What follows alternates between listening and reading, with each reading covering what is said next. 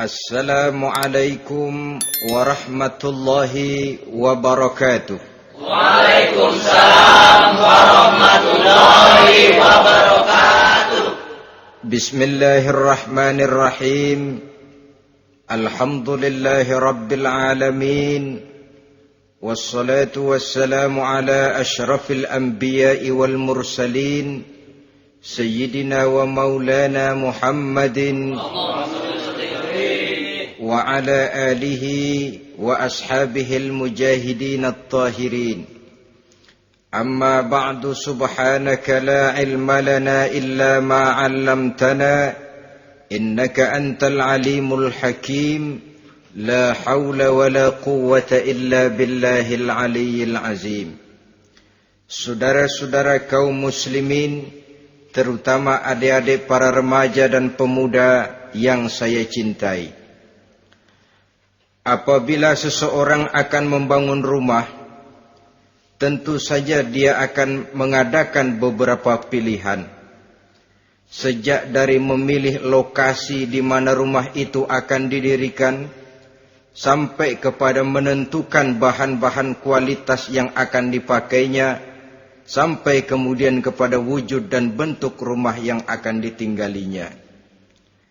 Demikianlah bahwa untuk membangun sebuah rumah yang hanya untuk menaungi kehidupan di dunia ini, kita mengadakan berbagai macam pilihan. Apalagi kalau kita akan membangun sebuah rumah tangga yang kita harapkan tidak hanya akan menaungi kehidupan di dunia ini, tidak hanya untuk kepentingan kita saja, tetapi juga untuk kepentingan anak cucu kita di belakang hari, termasuk sampai kepada hari akhirat nanti.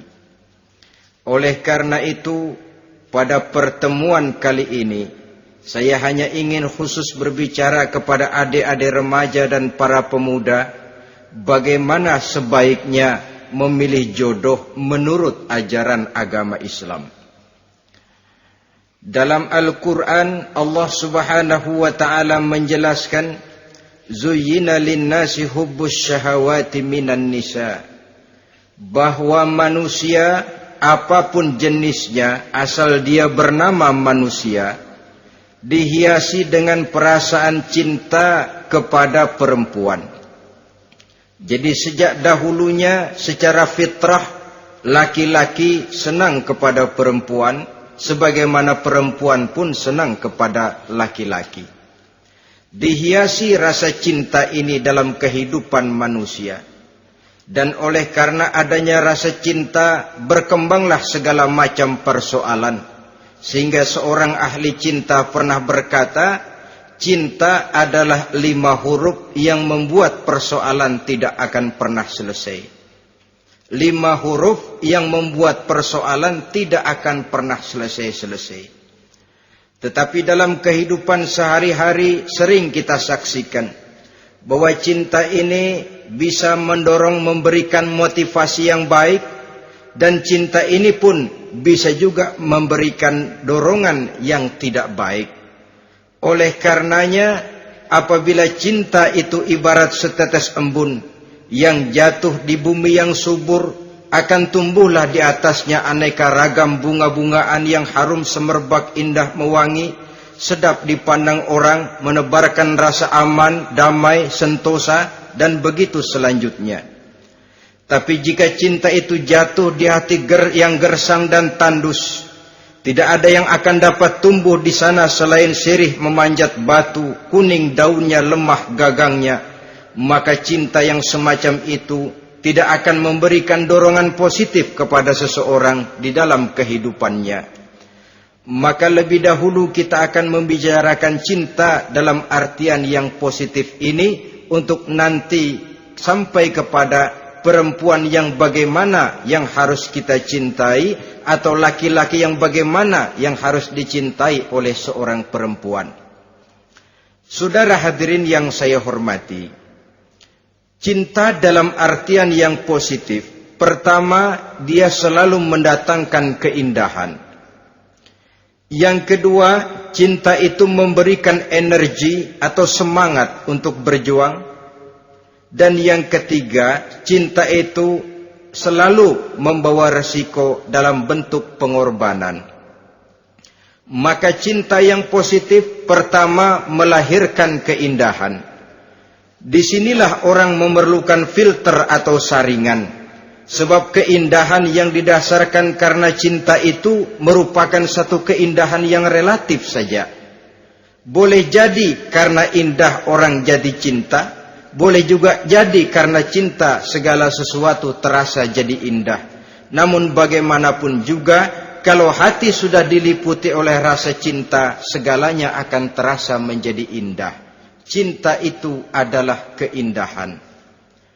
Yang kedua, cinta itu energi, melahirkan dorongan dan semangat. Yang lemah bisa menjadi kuat, yang takut bisa menjadi berani, yang jauh jadi terasa dekat. Itu semua karena dorongan cinta.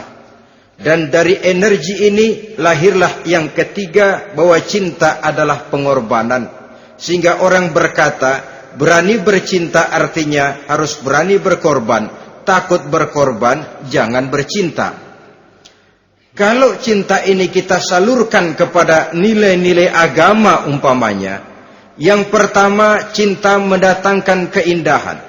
Kita cinta kepada agama, maka apapun yang diperintahkan oleh agama akan terasa menjadi indah. Solat akan terasa menjadi indah. Puasa terasa menjadi indah. Zakat terasa menjadi indah. Jihad pun akan terasa menjadi indah. Persis kalau kita cinta kepada seorang gadis. Jika kita cinta kepada seorang gadis, apanya saja akan kelihatan menjadi indah. Jalannya terasa indah, lenggang-lenggoknya terasa indah, suaranya merdu padahal cemprengnya bukan main. Seluruhnya akan mendatangkan keindahan karena dasarnya sudah cinta. Cinta membawa kepada keindahan. Yang kedua, cinta itu melahirkan energi. Orang yang cinta kepada agama akan lahir tenaga dan semangatnya melaksanakan ibadah, melaksanakan puasa, melaksanakan zakat, melaksanakan solat, melaksanakan haji, bahkan melaksanakan jihad sekalipun. Cinta selamanya menimbulkan energi dan semangat. Sama saja dengan kita apabila jatuh cinta kepada seorang gadis, walaupun rumahnya jauh, katanya, gunung pun akan kudaki, lautan pun kuseberangi. Untuk apa itu? Untuk menemui apa yang kita cintai. Cinta selamanya melahirkan energi. Capek tidak terasa, lelah tidak terasa, semuanya tertutup oleh keindahan yang bernama cinta. Lalu yang ketiga, cinta membawa pengorbanan. Apabila kita cinta kepada agama, maka pengorbanan terhadap apapun yang diminta oleh agama, baik itu pengorbanan waktu, tenaga, pikiran, harta, bahkan pengorbanan nyawa sekalipun, kita tidak akan berat melaksanakannya karena cinta kita kepada agama yang kita anut ini. Demikian juga cinta kita kepada seorang perempuan akan membuat kita rela berkorban. Apapun yang dia minta, jangankan kita tidak mampu, jangankan kita mampu, kita tidak mampu sekalipun, kita masih berusaha untuk mampu guna memenuhi tuntutan si buah hati belahan jantung. Kadang-kadang malam minggu si doi ngajak nonton. Umpamanya, duit tidak ada, gajian belum, kerja enggak. Timbullah inisiatif, entah sepatu kita jual ke tukang loa, entah celana mampir dulu ke tempat lain. Yang penting kita berkorban untuk memenuhi permintaan si buah hati belahan jantung. Ketika itu pengorbanan sudah tidak kita rasakan lagi. Bahkan pengorbanan yang paling pedih sekalipun, dalam gurau, dalam bercanda misalnya, dicubit kita oleh kekasih kita, pedih bukan main, terkelupas kulit, mengalir darah, bukan nangis, nyengir. malah kadang-kadang minta tambah dicubit lagi. Itulah romantikanya cinta, sanggup membuat orang berkorban, melahirkan energi dan semangat, menambah keindahan dalam kehidupan, sepanjang dia dalam artian yang positif. Kalau demikian masalahnya, di dunia yang penuh dengan perbenturan nilai sekarang ini, orang sering salah jalan bagaimana memilih jodoh untuk membangun rumah tangga yang bahagia. Jangan lupa bahwa membangun rumah tangga ini bukan hanya untuk 1-2 bulan, bukan hanya untuk 1-2 tahun, bahkan bukan cuma untuk kehidupan dunia, lebih daripada itu pun untuk menunjang kebahagiaan di akhirat. Oleh karenanya, memilih jodoh bukan satu hal yang mudah, bukan satu hal yang bisa dilaksanakan sambil lalu, tetapi memerlukan penelitian, memerlukan pengamatan yang mendalam. Apa petunjuk agama tentang itu? Dengan kata lain, bagaimana seharusnya seseorang memilih jodoh dalam kehidupannya? Ini tentu saja sumbangan moral buat adik-adik remaja dan para pemuda yang lagi kebingungan memilih jodoh, atau barangkali buat bapak-bapak yang kepengen nambah lagi.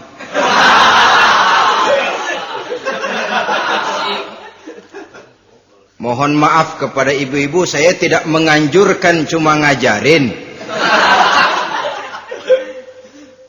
Yang pertama, menurut Nabi, nikahilah perempuan itu karena rupanya, karena hartanya, karena keturunannya, dan karena agamanya. Ada 4 motif utama di sini. Pertama, memilih jodoh, lihatlah rupanya. Lagian siapa yang kepengen dapat jodoh rupanya nggak karu-karuan? Cari rupa yang cantik, indah, dan menawan. Namun jangan lupa, saya katakan di zaman di mana sering terjadi benturan nilai seperti sekarang ini, orang sulit untuk mendapatkan keaslian. Di mana teknologi sudah sedemikian canggih, di mana ilmu kedokteran sudah sedemikian maju, maka berbagai macam rupa bisa dibentuk dengan apa yang dinamakan operasi plastik misalnya. Yang pesek bisa dibikin mancung, kuping yang kelebaran bisa dibikin sedang, pipi yang kembung sebelah bisa dibikin rata, janggut yang tidak menarik bisa dibikin bak lebah bergantung katanya. Oleh karena itu, kalau pilihan hanya tertuju kepada rupa yang cantik saja semata-mata, kita sudah melakukan satu kesalahan yang sangat besar. Sebab apa? Diperingatkan oleh Nabi melalui hadis Ibnu Majah, Bazar dan Baihaqi dari Ibnu Umar. Janganlah kamu kawini seorang perempuan karena kecantikannya, sebab kecantikan boleh jadi akan mencelakakan. Jangan juga kamu kawini perempuan karena hartanya, sebab kekayaan biasanya akan mendatangkan kesombongan. Tetapi kawinilah karena agama dan akhlaknya, karena itulah yang akan membawa kepada kebahagiaan. Saudara-saudara kaum muslimin, terutama adik-adik remaja dan para pemuda, dikala usia puber, apalagi mata baru terbuka, awal balik namanya, remaja sering kehilangan filter. Pokoknya asal ngelihat rupa yang sudah lemot, denok, geboy, pikiran pun hanyut, malam terkenang, siang terbayang, tidur tak nyenyak, makan tak enak katanya, selalu terbayang wajah si doi. Dikala itu orang kehilangan pertimbangan bahwa rupa yang cantik kadang-kadang sering menipu. Diriwayatkan oleh Imam Ibnu Abbas, satu hari ketika sedang kumpul dengan para sahabat, lewatlah orang dengan potongan potongan orang kaya. Kelihatan kan, orang kaya sama orang miskin jalannya aja lain kan. Jalannya saja, jangan gaya hidupnya, jalannya saja lain. Liwat dia. Rasul bertanya kepada seorang sahabat, menurut pendapatmu bagaimana orang yang lewat itu? Kata sahabat, oh, yang lewat ini ya Rasul, kalau dia meminang perempuan pasti diterima. Kalau dia menolong orang pasti berhasil. Kalau dia ngomong pasti didengerin. Kenapa? Orang kaya. Orang kaya ya Rasul. Kalau dia minang, perempuan mana yang kagak bisa menerima kalau dipinang oleh orang kaya, biar mukanya udah belipet kayak dompet tanggung bulan. Kalau memang duitnya banyak, nggak kelihatan tuh muka yang belipet, yang kelihatan duit. Kalau dia nolong orang, pasti berhasil apa yang dia tolong itu. Kalau dia ngomong, pasti didengerin orang, walaupun omongannya biasa-biasa saja. Kenapa? Orang lihat penampilannya. Sudah, ketika orang itu lewat, beberapa lama kemudian lewat lagi seseorang yang kelihatannya miskin. Rasul tanya lagi, kalau orang ini, bagaimana pendapat kamu? Wah, potongan begini sih Rasul. Kalau dia minang, orang tolak. Siapa yang mau kawin sama kere begini? Kalau dia nolong orang, pasti nggak berhasil. Kalau dia ngomong, kagak bakalan ada yang mau dengerin. Siapa yang mau dengerin orang susah ngomong?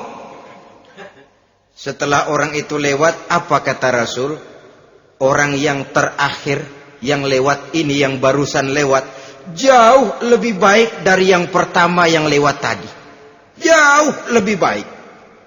Maksud dari ucapan ini, Rasul sebenarnya mendidik para sahabat, jangan tertipu oleh penampilan.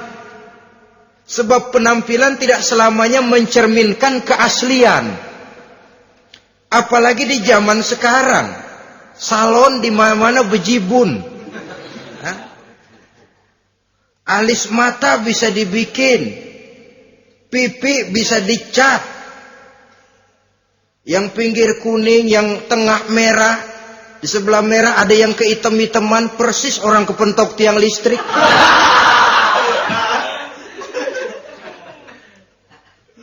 Kecantikan yang artifisial, kecantikan yang bukan alami. Karena itu silakan saja cari yang cantik, tapi jangan terpaku sampai di situ. Sebab kecantikan di samping dia mudah berubah oleh pergeseran masa dan pertukaran waktu, ternyata penampilan tidak selamanya mencerminkan keaslian. Lain hari seorang sahabat pernah mengadu, "Ya Rasul, ada apa? Inna imraati la turaddu yadul lamis." Ya Rasul, istri saya tidak pernah menolak tangan orang laki yang menjamahnya, mengajak salaman kepadanya. Apa jawab Rasul? Ceraiin aja. Tapi hati saya berat ya Rasul, saya cinta betul sama dia. Ya kalau hatimu berat, jaga dia baik-baik. Nah, dari riwayat ringkas ini kita ambil satu perbandingan. Memang punya istri berwajah cantik itu kadang-kadang si malakama kalau imannya tidak kuat. Si malakama. Kita diemin aja, binal, makan hati, nggak aman, nggak tentram. Jangan-jangan saya berangkat ke kantor, dia ngompreng. Buah si malakama, seperti orang tadi, ya Rasul. Istri saya kelihatannya sebenarnya tidak negatif maksudnya ini, cuma bersalaman, tapi terlalu ngobrol. La turaddu yadul lamis, tidak pernah menolak orang yang ngajak salaman. Ya sekedar salaman. Tapi kan awalnya dari salaman. Kalau sudah salaman kan strum bisa ngederdet dari tangan situ. Kata Rasul sederhana saja. Ya kalau memang begitu ceraiin. Saya nggak kuat Rasul, saya cinta betul sama dia. Kalau kau tak kuat berpisah dengan dia, jagalah dia baik-baik. Ajar, didik, tanamkan rasa keagamaan di dalam hatinya. Saudara-saudara kaum muslimin, jadi rupa yang cantik tanpa didasari oleh nilai-nilai agama akan membuat seorang suami di rumah tangganya seperti si malakama. Seperti berhadapan dengan buah si malakama. Kalau tidak diiringi dengan nilai-nilai moral yang luhur dan bekal agama yang tangguh. akan pergi jauh dari rumah rasanya tidak aman. Sedangkan di rumah saja siapa yang akan mencari nafkah? Dan begitu selanjutnya. Orang tadi jelas berhadapan dengan buah si malakama. Didiamkan, makan hati. Sebab, maaf, kalau seorang suami sudah tidak punya rasa cemburu terhadap istrinya, itu kan yang disebut dayus. Dan dayus itu, jangankan masuk surga, bau surga saja dia tidak dapat. Tapi cemburu dalam artian bukan cemburu buta, cemburu dalam artian yang wajar. Dia cemburu, akan dikerasi takut kalau istrinya minta cerai, sedangkan dia cintanya sudah kadung medok bener. Si malakama jadinya. Nah, ini juga satu riwayat yang memberikan gambaran kepada kita. Pilihan, silakan cari rupa yang cantik saja. Cari yang cantik. Tapi kalau itu dijadikan motif utama tanpa dasar-dasar agama, saya khawatir nanti rumah tangga kita akan berhadapan dengan buah si malakama.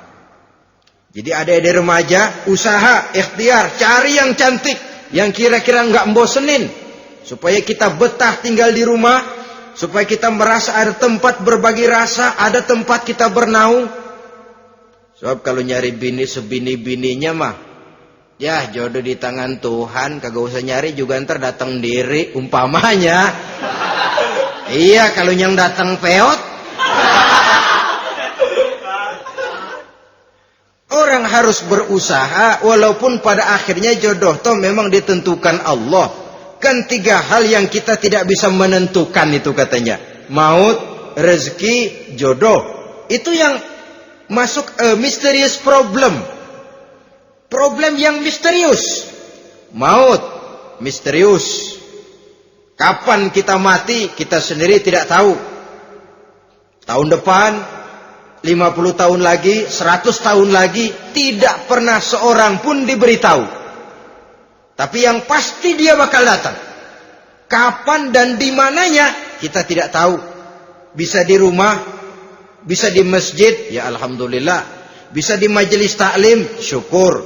Bisa di medan perang membela agama, bagus. Pasti dia akan datang. Maut, mysterious problem. Sesuatu yang kita tidak tahu kapan datangnya. Rezeki, gitu juga. Sehingga orang sering bilang, rezeki katanya kayak bayangan. Kita uber-uber, dia lari. Kita diam, dia mah diam. Setengah mati kita uber-uber. Emang ukuran segitu, segitu aja. Begitu kita nggak ngapa-ngapain, datang yang bawain rezeki. Namanya rezeki itu mysterious problem. Kadang-kadang ngobek, sungsang, sumbol, udah segala tanah orang kita ukur-ukurin. Udah segala ngomong sudah nggak ada yang loh, terus udah buta.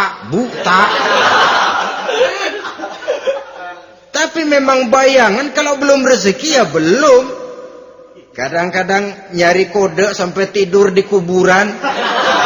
Belepotan tanah kuburan loh. Yang aneh lagi kadang-kadang orang gila ditanyain. Allahu Akbar, ini kode-kode zaman sekarang ini. Sampai orang waras nanyain orang gila itu gimana itu. Ini sudah efek yang betul-betul negatif. Sudah jelas orang gila kok ditanya. Apa kira-kira yang nanya nggak lebih gila dari yang gila itu?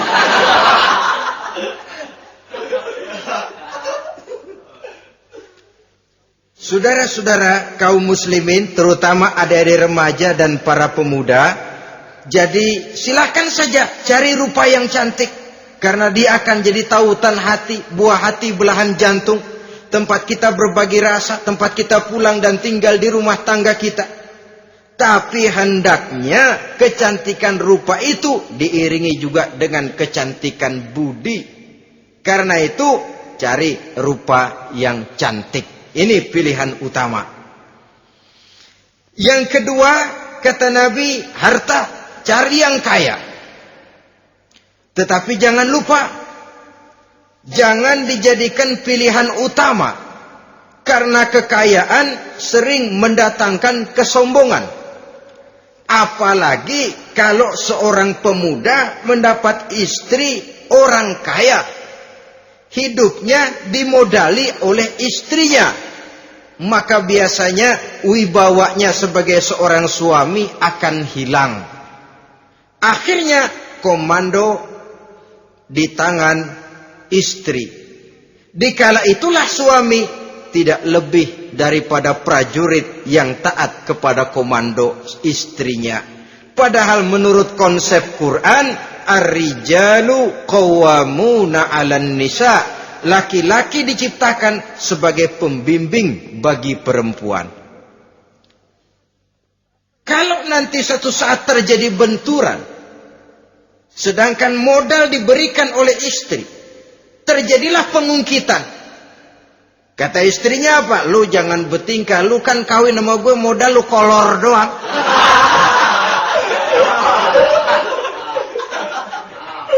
Kalau sekarang bertingkah, silakan keluar rumah. Bawa seperti engkau datang dulu. Jangan bawa apa-apa. Pergilah seperti engkau datang dulu kemari. Hilanglah wibawa seorang suami. Suami kalau udah digentak sama istri begitu, ngelempuruk kayak ayam sampar. Di mana lagi letak wibawanya? Harta sering mendatangkan kesombongan. Oleh karena itu, walaupun diperintahkan cari yang keturunan orang kaya, tapi maksudnya jangan dompleng. Sebab kepribadian seorang suami akan ditentukan oleh sifatnya sendiri. Keberadaannya ditentukan oleh karya dan perbuatannya sendiri. Itulah yang akan menampilkan kepribadian dia dalam kehidupan di masyarakat ini. Saudara-saudara kaum muslimin, terutama adik-adik remaja dan para pemuda, kan kadang-kadang di zaman sekarang kan kelas-kelas gigolo, playboy ya, nyari tante-tante kesepian, mejeng-mejeng di pinggir-pinggir jalan dengan harapan apa? Ya barter lah, tukar tambah. Nah, supaya dapat rokok, dibelikan pakaian, motor, dan sebagainya. Tapi yang jelas hilang harga diri sebagai laki-laki. Dan itu yang paling mahal. Kalau seorang laki-laki sudah kehilangan harga diri, apalagi yang bisa dibanggakan dalam kehidupan ini? Apa artinya naik mobil kalau kepala tertunduk ke bawah? Apa artinya jalan di tengah masyarakat kalau kita tidak bisa menengadah dengan satu kebanggaan? Hilangnya harga diri merupakan kehancuran awal dari sebuah pribadi yang untuk jangka panjang kita tidak akan bisa lagi berbuat banyak. Tanpa harta orang memang sulit untuk bahagia. Tapi harta semata-mata bukan merupakan jaminan bahwa orang lantas akan bahagia. Saya barangkali harus berkata, banyak orang miskin yang kaya. Tapi tidak sedikit orang kaya yang miskin. Saya ulangi ini. Banyak orang miskin yang kaya. Tetapi tidak sedikit orang kaya yang miskin. Nah, bagaimana pengertiannya? Orang miskin yang kaya, materinya sederhana, peralatan rumah tangganya sederhana, tapi hatinya kaya. Oleh karena hatinya kaya, jiwanya lapang. Sebaliknya, orang kaya yang miskin, di tengah kelimpahan materi yang berlimpah, segalanya serba ada, hatinya yang miskin. Kelimpahan materi tidak akan sanggup mengobati kemiskinan hatinya. Sehingga di tengah kehidupan yang serba ada, dia masih merasa kurang, maka dia tidak pernah cukup. Di tengah kemilauan dan gemerlapan serta glamornya rumah mewah, dia merasa hidup di tengah gurun pasir yang gersang dan tandus. Karena itu, biarlah miskin harta tapi kaya budi, daripada kaya harta tapi miskin budi. Lebih utama lagi, kaya harta, kaya budi. Itu idealnya.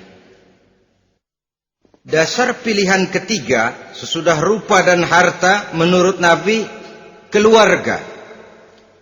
Faktor keturunan sangat menentukan. Pepatah mengatakan, buah apel akan jatuh tidak terlalu jauh dari pohonnya. Biasanya